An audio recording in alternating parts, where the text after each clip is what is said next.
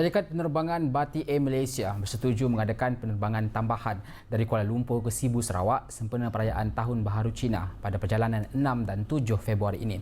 Menteri Pengangkutan Anthony Loke Siu Fok berkata ia berikutan semua tiket penerbangan ekonomi dari Kuala Lumpur ke Sibu bagi 3 hari sebelum Tahun Baharu Cina telah habis dijual dan berbaki kelas perniagaan sahaja.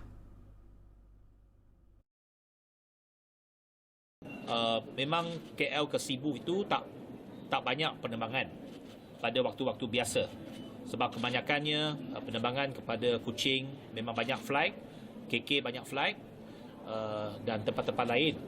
Tetapi untuk Sibu ini permintaan yang cukup tinggi dan saya difahamkan untuk sektor KL Sibu ini memang sekarang ini tak dapat tiket lagi. Mungkin ramai yang belum dapat tiket untuk balik ke Sibu. Susulan itu, pihak kami telah meminta kerjasama Batik Air Malaysia untuk menyokong usaha Kementerian Pengangkutan untuk menambah baik kapasiti penerbangan dari Kuala Lumpur ke Sibu. Pada sidang media di Putrajaya hari ini, Loke berkata mulai 8 Februari ini, Batik Air Malaysia juga menawarkan perkhidmatan penerbangan secara berjadual dari Kuala Lumpur ke Sibu dan Tawau Sabah sebagai tambahan laluan penerbangan kepada Kuching dan Kota Kinabalu yang sedia ada. Jadi penerbangan tambahan itu merupakan satu laluan baru untuk Batik Air, di mana pada mulai 8 Februari mereka akan ada regular flights ke Tawau dan juga ke Sibu.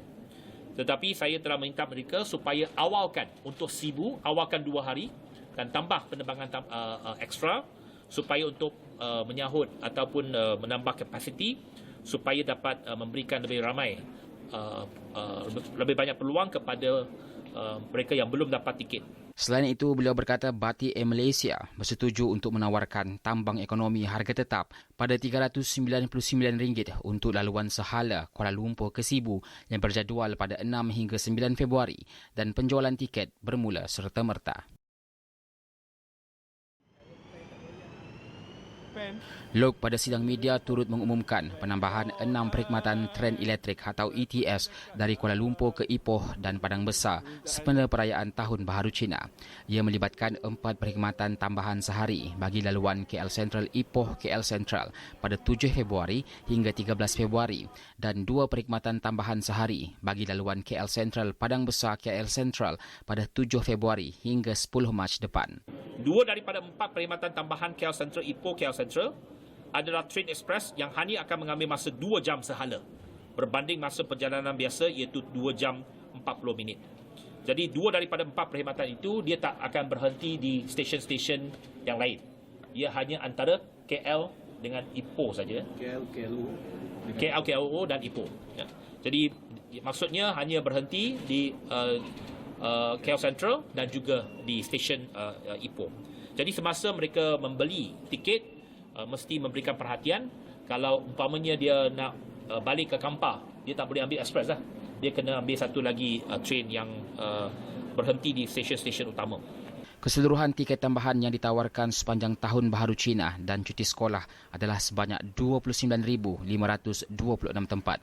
Untuk 32 perkhidmatan ETS sedia ada, jumlah tiket yang ditawarkan adalah sebanyak 10,180 sehari dan kebanyakan tiket ETS telah dijual. Selain itu, bagi menampung permintaan bas yang tinggi sempena Tahun Baharu Cina juga, Kementerian Pengangkutan melalui Agensi Pengangkutan Awam Darat atau APAD akan membuka permohonan lesen perubahan sementara atau LPS perayaan bermula 15 Januari hingga 2 Februari.